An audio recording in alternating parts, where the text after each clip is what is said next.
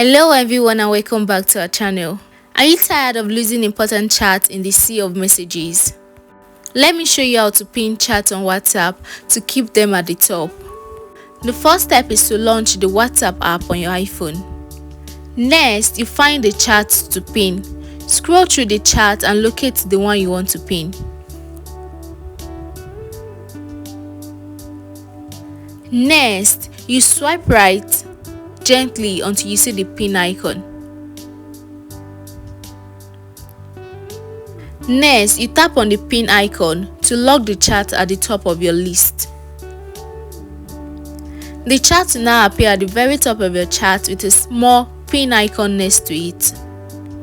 Pro tip: you can pin up to 3 chats at a time.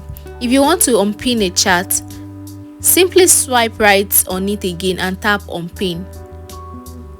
And that's it guys. Now you can never lose track of important chats again. If you found this video helpful, don't forget to like and subscribe for more quick tips, and I'll catch you next time. Bye bye.